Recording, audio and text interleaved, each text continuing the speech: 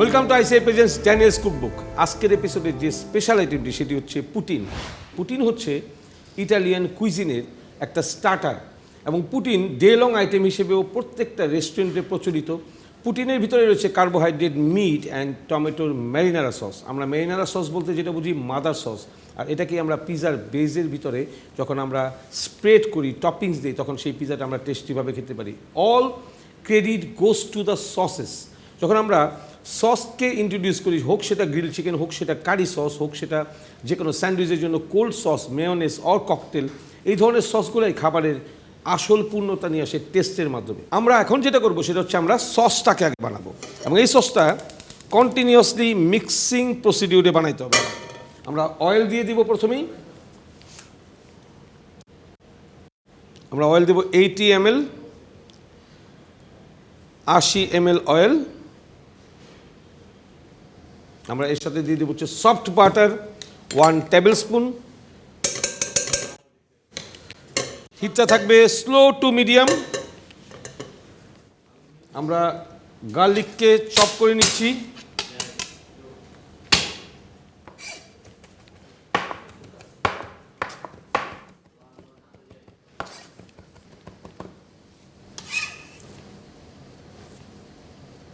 Chop garlic.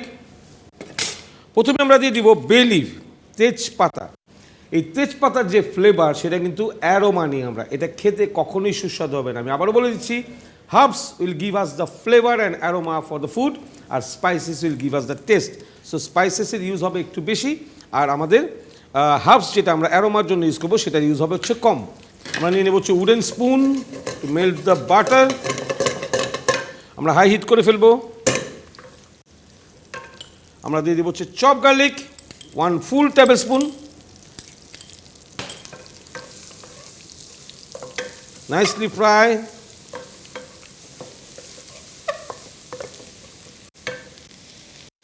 Garlic ফ্রাইয়ের যে অ্যারোমাটা সেটাই হচ্ছে ইটালিয়ান অ্যান্ড ফ্রেঞ্চ ফুডে সবচেয়ে বেশি পাওয়া যায়। দুইটা কুইজিনে সবচেয়ে বেশি গার্লিক ইউজ হয়, সেটা হচ্ছে French cuisine and Italian cuisine. Garlic fried, antipasto salad বা এই ধরনের সালাদগুলোর ড্রেসিংগুলোতেও গার্লিক ফ্রাইড ইউজ হচ্ছে সবচেয়ে বেশি।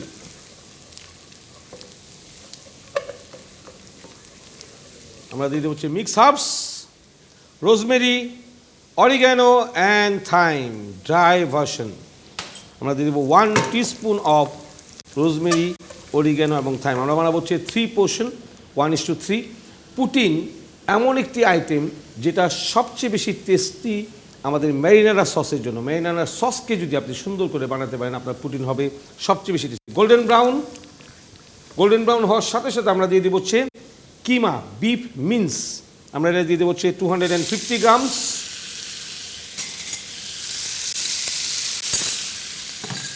গার্লিক দিয়ে এবং হার্বস দিয়ে আমাদের এই বিফটা প্রপারলি কুক হয়ে যাবে। আমরা দিয়ে দেবো হচ্ছে sprinkle of white pepper, sprinkle of black pepper, salt to taste, আর sugar very less for balance the salt test.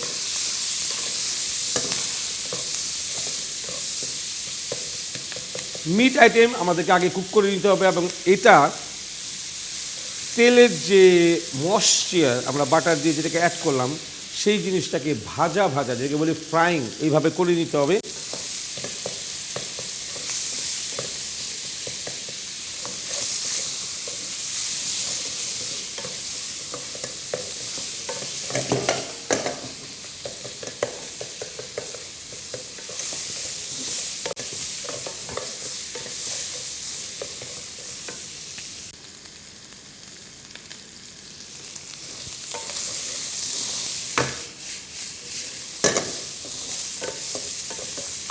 এই মিটটাকে চুজ করতে হবে 90% মিট অ্যান্ড 10% ফ্যাট। এটাকে ফাইনলি কিমা করে নিতে হবে, তখন আপনি গিয়ে প্রপার টেস্টটা পাবেন। যে কোনো কিমা ইউজ করার সময় ওর সাথে যদি ফ্যাটের সংমিশ্রণ থাকে সেই খাবারটি বেশি করে টেস্টি হয়। সো আমরা চলে যাচ্ছি আমাদের সেকেন্ড প্রসিডিউর, টমেটো পেস্ট। আমরা দিয়ে দিব হচ্ছে 1 full table spoon tomato paste. এই টমেটো পেস্ট যদি আপনার কাছে না থাকে সেক্ষেত্রে আপনি টমেটোকে ব্লাঞ্চ করে স্কিন আউট করে ব্লেন্ডারে ব্লেন্ড করে সেটাকে ইউজ করতে পারেন, সেটার নাম হবে টমেটো পিউরি। আমরা টমেটো পেস্টটাকে সুন্দর করে সতে করে নেব নাইসলি।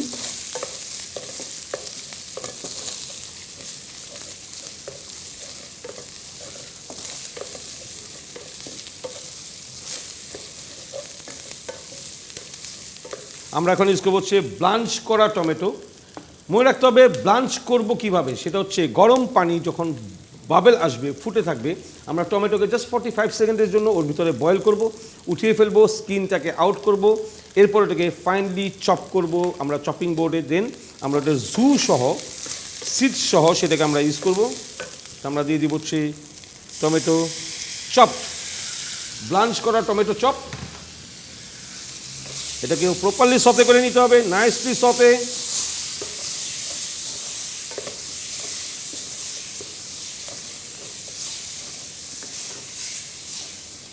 আমরা যত বেশি ব্রেসিং করব, যাকে বলা হয় কষানো, তত বেশি টেস্টি হবে। আমরা সেকেন্ড টাইম আরেকবার black pepper, white pepper, little bit of salt and sugar দিয়ে দিব। এর মধ্যে আমরা দিয়ে দিব again 1 tablespoon of salt butter. এই বাটারটা হচ্ছে এই সসটার মধ্যে গ্লেজ নিয়ে আসবে। আপনার কিচেনে সব খাবার আপনার কাছে টেস্টি হবে যখন আপনি roasted black pepper, roasted white পেপারের পাউডারটাকে ইউজ করবেন। এবং আপনার যে কোনো ইন্ডিয়ান স্পাইসেস বা আমাদের দেশীয় যে স্পাইসেস, ধনিয়া পাউডার, জিরা পাউডারকে তেলে নিয়ে ব্লেন্ড করে নিলে সেটা হচ্ছে আপনাকে সবচেয়ে সুস্বাদু খাবার উপহার দিবে। তো আমরা নাইসলি কুক করবো ওয়ান্ডারফুলি।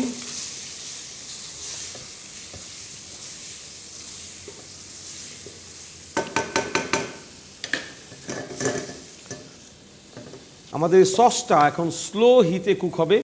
আমরা যে টমেটো মিটগুলোকে এখানে ইউজ করেছি সেই মিটটা প্রপার সফটনেসে চলে আসবে। Slow heat, it will take 3 or 4 minutes time. আমরা করেছি ম্যারিনারা সস। এই সসের যে প্রসিডিউর, তার সাথে বিফ কিমাকে অ্যাড করলে আমরা বলোনিজ সসটাকে তৈরি করছি। একটা সস থেকে আরেকটা সস, এটা হচ্ছে বেসিক টু আপডেট। এভাবে কিন্তু কালিনারি আর্টসের শিক্ষাগুলো আমরা ট্রেনিং ক্লাসগুলোতে পেয়ে থাকি এবং আমরা এখন দিয়েও দিচ্ছি। ওখানে আই ওয়াজ এ স্টুডেন্ট, আমরা সবসময় মাদার সসগুলোকে শিখতাম। এরপর হচ্ছে সেকেন্ড স্টেপে গিয়ে মাদার সসের সাথে কী অ্যাড করলে পরে কী সস হবে এটাতে যেতাম, যেটাকে আমরা বলতাম বেসিক থেকে আপডেটের দিকে যাওয়া। সো আমরা এই সসটাকে রেডি করলাম এবং এই সসটা সবচেয়ে টেস্টি সস। এটা দিয়ে আমরা সার্ভ করে থাকি স্প্যাগেটি বলোনেস, এটা দিয়ে আমরা সার্ভ করে থাকি পুটিন। সো আমরা এখন যাবো আমাদের সেকেন্ড স্টেপ। আমরা এখন ফ্রেঞ্চ ফ্রাই, যেটা ফ্রোজেন ফ্রেঞ্চ ফ্রাই, সেটা ভাজবো। Lovely sound. এবং ফ্রোজেন ভাজার সময় কখনোই একবারে ঢেলে দিব না, তাহলে বাবেল চলে আসবে। যখনই আমরা অল্প অল্প পোর্শন করে ঢালবো, এবং অবশ্যই একদম ঠান্ডা ফ্রোজেন হতে হবে।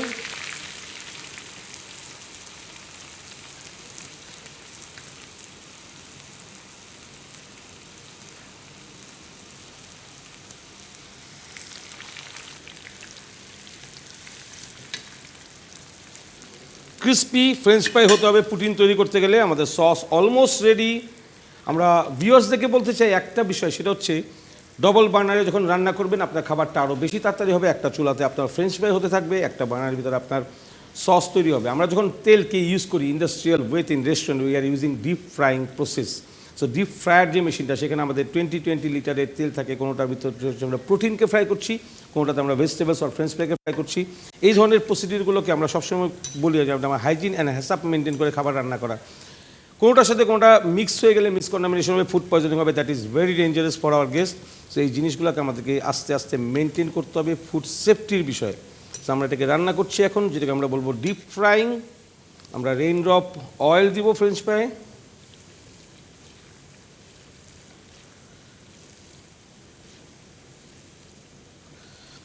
আমাদের এই ফ্রেঞ্চ ফ্রাইটা পুরোপুরি ক্রিস্পি হয়ে ফ্রাই হয়ে আসতে আরও 3 থেকে 4 মিনিট সময় লাগবে। আমাদের ভিউয়ার্স যারা আমাদের ড্যানিয়েলস কুকবুকে আমাদের সঙ্গে রয়েছেন, আমাদের এই জার্নিতে রয়েছেন, আমাদের এই শোটি হচ্ছে সম্পূর্ণ academic show, ICI presence, ICI kitchen lab থেকে আমি ড্যানিয়েল শিব আপনাদের সঙ্গে রয়েছি অনেক অনেক ট্রিক্স অ্যান্ড টিপস নিয়ে এবং ফিউশন এক্সক্লুসিভ আমাদের গ্যাস্ট্রোনমিক এবং রিজিওনাল টেস্টের রেসিপিগুলোকে নিয়ে। আমরা একটা স্মল টিপস আপনাদের সঙ্গে শেয়ার করি, সেটা হচ্ছে যখনই আপনি ফ্রোজেন কোনো আইটেমকে ডিপ ফ্রাই করতে যাবেন, ওটার তেলের পরিমাণ এবং পোষণ সবসময় খেয়াল রাখবেন। কারণ তেলের সাথে যখনই ফ্রোজেন আইসটা জুড়ে যাবে তখন বাবেল চলে আসবে এবং সেটা উপচে পড়ার ভয় থাকে এবং ফায়ার হ্যাসেল হতে পারে। তো এইটাকে আপনাকে সবসময় খেয়াল রাখতে হবে, এটাকে স্টেপ বাই স্টেপ আপনাকে চলে যেতে হবে। আমাদের এই ফ্রেঞ্চ ফ্রাই হতে আমাদের সময় লাগবে আর 2 থেকে 3 মিনিট। এটা হচ্ছে গোল্ডেন ব্রাউন কালার। কাছের থেকে আমাদের সমস্ত ভিউয়ার্সদেরকে দেখাচ্ছি গোল্ডেন ব্রাউন কালার। খাবার খেতে ইচ্ছে পোষণ করবেন তখনই যখন খাবারটা দেখতে সুন্দর হবে। সো এটা আমরা বুঝবো কীভাবে যে এটা কুকড, এটা কমপ্লিট, যখন এই বাবেলের সাউন্ড না থাকবে, বুদবুদগুলো কমে যাবে, that means this is ready. আমাদের সস অলসো রেডি। এই সস আমরা জানবো যে কিভাবে এটি কমপ্লিট হয়েছে। যখনই তেলটা উপর দিকে উঠে আসবে তখনই আমরা জানবো যে এটা অলরেডি কুকড।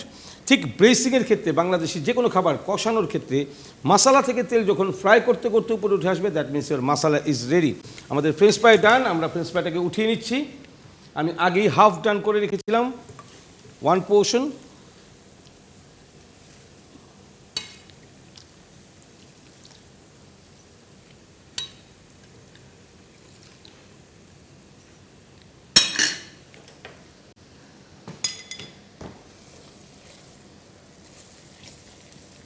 আমরা চলে যাব এখন আমাদের প্রেজেন্টেশনে।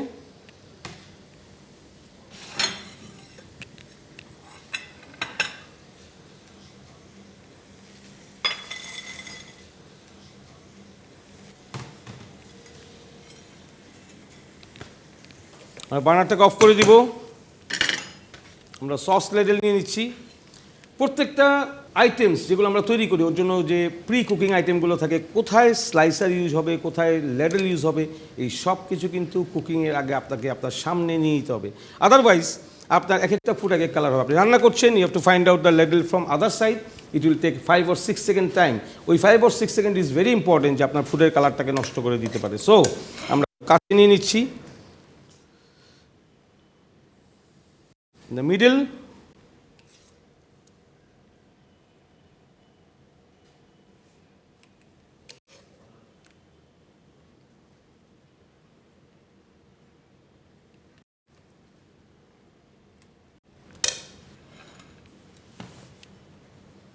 salted mozzarella on top,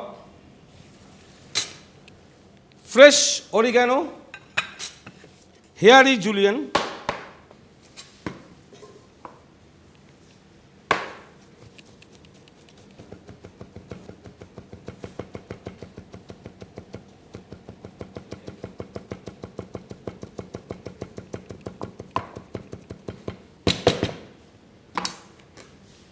so go in the top.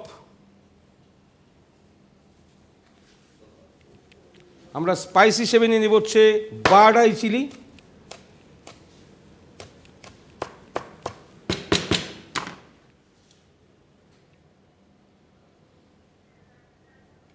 Fresh thyme,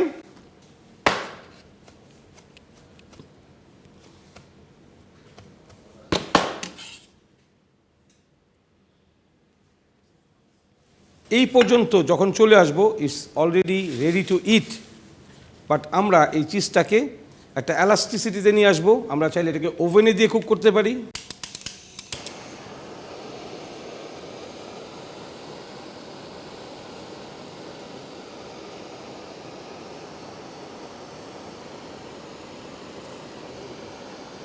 আমাদেরকে চিজটাকে মেল্ট করতে হবে, নট বার্ন। চিজ বার্ন হয়ে গেলে সেই চিজের আর কোনো টেস্ট থাকে না। অবশ্যই সেটাকে একটু দূরে রেখে মেল্ট করতে হবে।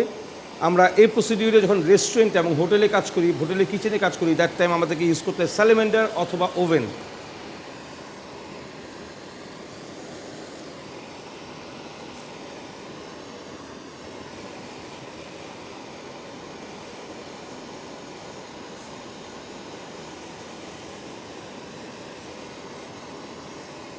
This is done. At the end, to go for the crushed black pepper for a wonderful black pepper aroma from the top. The last end,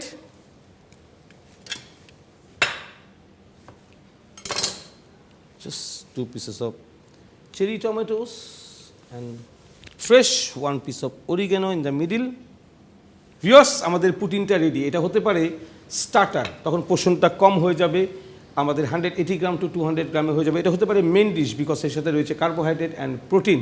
আমাদের ড্যানিয়েলস কুকবুকে যারা দর্শক রয়েছেন, যারা ভিউয়ার্স রয়েছেন, আমরা জিটিভির পর্দায় আপনার জন্য নিয়ে এসেছি একাডেমিক কোর্সের মতো করে সমস্ত রেসিপিগুলো, যেগুলো নিয়ে আপনাদের সঙ্গে আমরা আলোচনা করি। এই অল রেসিপিস ফর ইউ। আপনি অবশ্যই এগুলোকে ট্রাই করবেন, বানাবেন, গেস্টদেরকে খাওয়াবেন। They will say wow for all dishes.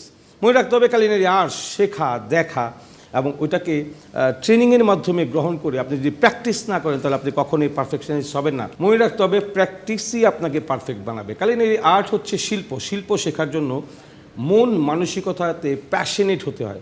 আমি যদি কোনো শিল্পকে ধারণ করতে চাই তাহলে আমার নিজের ক্রিয়েটিভিটি দিয়ে আসতে হবে। আজকে আমি যে প্রেজেন্টেশনটা করলাম, this is just a simple presentation. একটা অর্গ্যানিক হার্বস, চেরি টমেটোজ, সাম চিলিজ, কালার ভ্যারিয়েশনকে কন্ট্রাস্ট করে আমি এটাকে তৈরি করলাম। আপনি চাইলে পরে এর থেকে আরও সুন্দর করে করতে পারেন। মনে রাখতে হবে এডিবল হার্বস অ্যান্ড স্পাইসেস দিয়ে আপনি শুধু গার্নিশিং করতে পারবেন। যেটা আমরা খেতে পারবো না সেটা কখনো আমরা প্রেজেন্টেশনে দিব না। আমাদের ড্যানিয়েলস কুকবুকের দর্শকদের জন্য আরেকটি ইম্পর্টেন্ট বিষয় আমি বলবো যে রেসিপিস একবার তৈরি করার পরে সেই রেসিপি আপনাকে কখনো খুলে দেখতে হবে না, এটা আপনার মেমোরিতে চেপে যাবে। টেস্ট আপনার সবসময় মনে রাখবে। খাবার বানানোর পরে খাবারের টেস্ট যে বানাবে তাকে অবশ্যই গ্রহণ করতে হবে, তাহলে এর পরের বার সে যখন বানাবে সেটা মিলে যাবে এর সাথে। আমাদের আইসিআই ট্রেনিং কিচেনে আমরা সমস্ত খাবারগুলোকে শেফদেরকে বলে দেওয়া হয় যে আপনারা তৈরি করে আমাদের সমস্ত স্টুডেন্টকে টেস্ট করাবেন, বিকজ এই টেস্টটা সে বাসায় গিয়ে যখন ট্রাই করবে সে বানাবে। That is very important to learn culinary arts. Viewers, অবশ্যই পুডিং ট্রাই করবেন। আজকের এপিসোডে আমাদের যে আইটেমটি ছিল এটা অল ডে ডাইনিংয়ে আপনি মেনুতে সেল করতে পারেন। সবাই ভালো থাকবেন, সুস্থ থাকবেন এবং সেফ থাকবেন। নেক্সট এপিসোডে আরেকটি এক্সক্লুসিভ আইটেম থাকবে আপনার জন্য।